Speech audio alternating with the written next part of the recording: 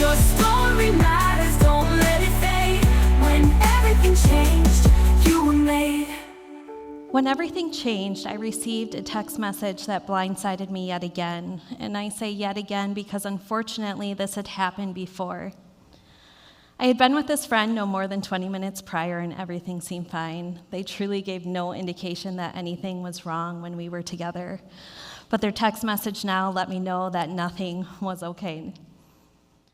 And I quickly found myself getting caught in a damaging narrative of them telling me what my thoughts were of them. And it couldn't have been further from the truth.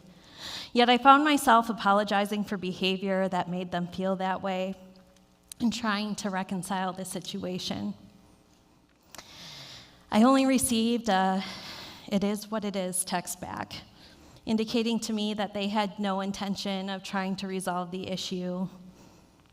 And so I let it sit for the night, and in the morning, I prayed on it and thought on it and sent a lengthy follow-up text message back, one that called out a pattern of behavior that I recognized was not mine to fix. I shared with them how I felt about the situation. I let them know that I cared about them, and I set non-negotiables for our friendship to move forward. I simply received a "sounds good, take care" text message back. And damn, did that hurt. It wasn't only painful, but there was no acknowledgement of the effort I put in to try and reconcile. There was no ownership of their actions, and there was no fighting for the friendship. And so I allowed the pain and the loss of that friendship to start to sink in. And that moment wasn't only painful, it was emotionally agile. I didn't run from the ache. I allowed myself to fully feel it, and I let it teach me what I value. And I held space for the pride that I felt in standing up for what I was worthy of and what I needed. I felt like the universe had been preparing me for this moment. I had been taking small actions to build my courage. I had been doing the work in therapy. And now I had this moment and an even greater epiphany. I realized that I had been doing and taking note of all the things I needed to do to secure my spot in other people's worlds, while completely losing sight of what they needed to do to earn a spot in mine. And this realization didn't click into place until a few weeks ago, but it explained a lifetime of choices and relationships that brought both life lessons and beautiful blessings. It was emotional agility that taught me that I could sit in the mess of it all. So I choose to move forward, and I listen to the universe. And I start to take note of the ebb and flow of people moving into my life. And it all stems from that one moment. And so time goes on. And I realize that I am in the fight of my life trying to reclaim an identity that I have lost to a lifetime of written and spoken expectations. A lifetime and the pieces of me that I lost to all of the identities that I had taken on, that of daughter, sister, wife, mother, friend, coworker, and the list goes on. To my own complacency in following societal norms. Doing what the good girl was supposed to do, go to college, get a job, be modest, have manners, create a home and a family. That's what I thought life was supposed to look like. And by those standards, I was successful. I was a true badass in all that I set out to do and accomplish. And hear me when I say that I absolutely love and honor all of those components of my life, but I also felt broken in ways that words couldn't describe. And I let those moments teach me that my awareness to this wasn't a weakness, rather it was the first act of rebellion against a life that no longer fit. And I was no longer afraid to speak out to it and reach out for it. I quit a job that had me in golden handcuffs, and let me tell you how I spiraled through that situation. I wasn't happy, I was burnt out, we were in the dreaded COVID era, and for the third and final time, I found myself with a newborn. And every time I found myself on the phone with my own mother, I was in tears. And if a smile happened to grace my face, it was certainly done by force because there were no smiles. That just happened during those days. I eventually received a job offer for an HR position, a profession that I absolutely loved, and I thought, what a blessing to get me out of this discomfort. But was it? I started asking myself all the questions. Could I continue to support my family because it was a huge pay cut? But I'd have more time with my kids. Isn't that what truly mattered? But I also really loved the coworkers I had. Would I be able to foster the similar relationships? And I go back and forth until I finally say, fuck it, I'm going for it. And it was a really great decision until it wasn't. 6 months into my new employment, the leadership team that hired me in was no longer there, and new leadership had taken over. And it was not a smooth transition, to say the least. In fact, we lost the majority of our team. And I found it difficult to show up and be present every day for a leader that had no interest in getting to know me or what my experience was. I heard them say multiple times, I can't understand why they would hire someone from real estate, while completely disregarding my years of experience as a director of HR serving the real estate industry. But it gets better, and I say that seething with sarcasm, because my annual review rolls around and this leader tells me I have no foundational HR knowledge. And I couldn't tell you what was said after that. I honestly stopped listening because it wasn't true. And my head went to, I can't believe I left a job where I knew I was valued to find happiness, only to find myself in a job where I was still not happy, but I had to prove my worth over. No, thank you. Had this leader taken time to actually get to know me, they would have learned that I was actually really great at finding connections and building relationships. And so I had a community of people that wanted to work with me. And so I quit my job, and I started my own business on my own terms. And that career move wasn't just a pivot, but it was me putting emotional agility into practice. I was choosing alignment over approval. I have to be honest with you, though. That alignment was fueled by whispered prayers and spontaneity because I had no idea what the hell I was doing as a new business owner. Recalling a conversation I had with my mother, and she was standing next to me, and she had said, you know, Britt, you're kind of going about this backwards. And I remember looking up at her. I was sitting at the table, and I said, I am well aware, and I'm going to continue to operate this way because if I don't keep moving forward, I will be paralyzed by the fear. I knew I was sitting in a mess, but you know what? That mess didn't steer me wrong. My first couple years in business were incredibly successful. I overshot every goal that I set for myself.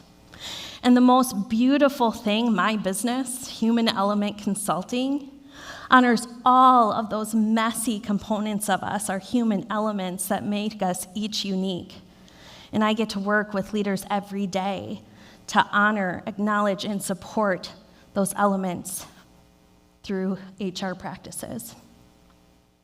So a different type of success begins to rise, one rooted in self-respect and quiet pride. But life doesn't stop to celebrate it. It keeps swirling in its unpredictable rhythm. And again, I take note of the ebb and flow of the people that the universe bring into my life. Some with light, some with lessons, and some leave as swiftly as they came. And I also take note of the qualities that I admire in others and traits that I never wish to hold myself.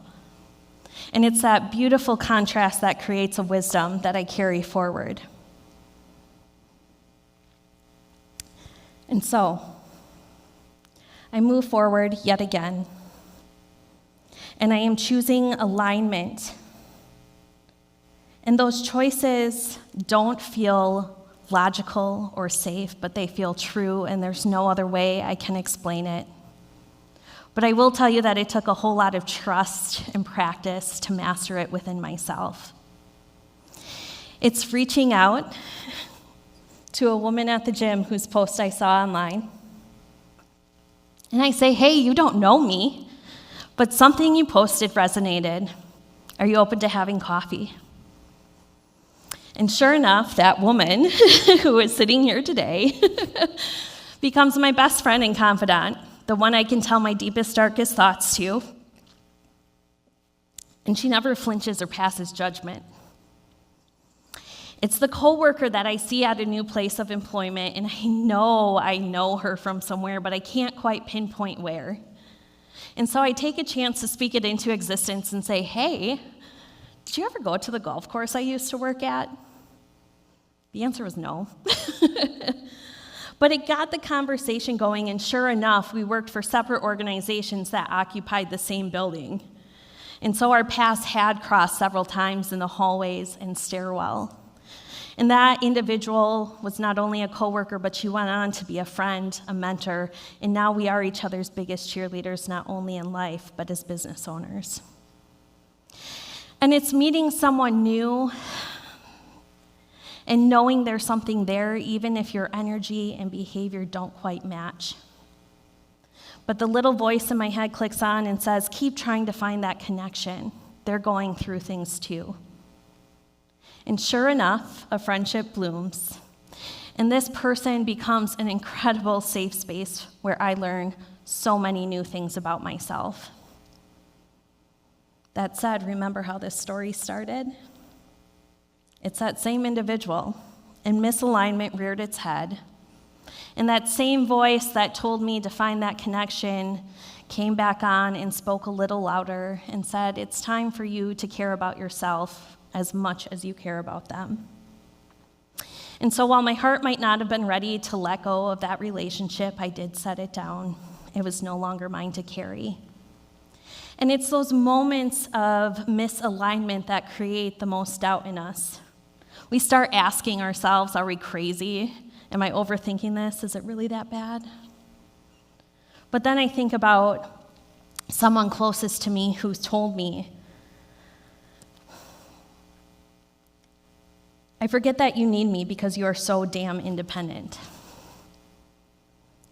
And what they failed to acknowledge was their own miss on words, that I had stood directly in front of them, that I had spoke very clearly over the phone to them and spoke the words, I need you. And they chose not to be present, even though they were my person.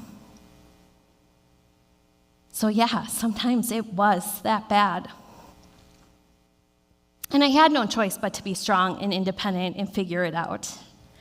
And in those moments, I found myself building steel walls of resentment that felt damn near impossible to tear down, and yet I tried because I knew I wasn't meant to be surrounded by metal, but by space, and that shielding myself only prevented my own light from shining out.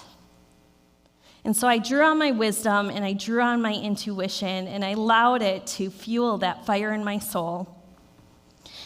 And I melted those walls and forged a spine of steel instead. One that holds my head high, one that lets me know that I can bear the weight of my own emotions, and that I no longer need to shield myself from others or others from me. Emotional agility isn't about being unshaken. It's how we choose to rise and stand in our power even when shaken. And we all have that within us. I call this my soul's reckoning. A reckoning that's not breakdown after breakdown, but breakthrough after breakthrough. And emotional agility gave me the courage to stop performing and start becoming. And every day I choose to be authentic and true, not only to the world, but more importantly to myself. And the most important lesson I've learned is that when I lead and honor the emotion that I have, and I truly let it flow, I always win. Leading with emotion has allowed me to collect an incredible community of individuals, ones who are true badasses in their own rights. And I would say some are standing here today. They're the ones that lift me up and support me when I lose my way, because that inevitably happens from time to time. They are the true speakers. They are the ones that tell me what I need to hear, not what I want to hear, because they know I always strive for growth. And the most beautiful thing, they know these moments are really hard, and so they create and hold that sacred space to allow the emotion to flow. This is why I've created the Love Your Mess community, to share these incredible individuals with you, to help you feel supported and seen, and to stand in your power, and more importantly, boldly step into who you are, even if you don't know who that is yet. So here's what I know to be true so deep in my soul that I so desperately need other women to hear and know. When you listen to the whispers of the universe, when you lean into the chaos instead of run from it, when you look for the magic buried deep in the mess, and when you rise to the challenges instead of take the easier path, you not only survive, but you transform and you thrive.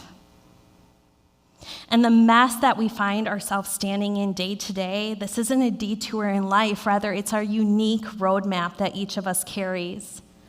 It's that sacred terrain where we unearth our truest selves, where we refine our purpose, and where that love, that deep, messy, unapologetic love for oneself and others takes root. I have learned to love my mess, the spirals, the tears, the steel walls, the nudges, whispered prayers, and the mistakes. It's my mess, and it's bold, and it's beautiful, and it's the birthplace of every brave decision I have made and will continue to make. So I don't stand in front of you as somebody who has it all figured out, far from it, in fact. But I have learned to listen. I've learned to trust the nudges of the universe. I have learned to embrace my mess. I have learned to dance and celebrate in the magic. And in doing so, I've learned the most liberating truth of all. You don't have to have a clean story for it to be beautiful. And my when moment isn't something that is just one moment from the past, but it is something that I live and breathe every single day. I have truly learned to love my mess, and I invite you to join the Love Your Mess community so that you can feel supported and seen and learn to love your mess too, because you are so incredibly worthy of it. Thank you.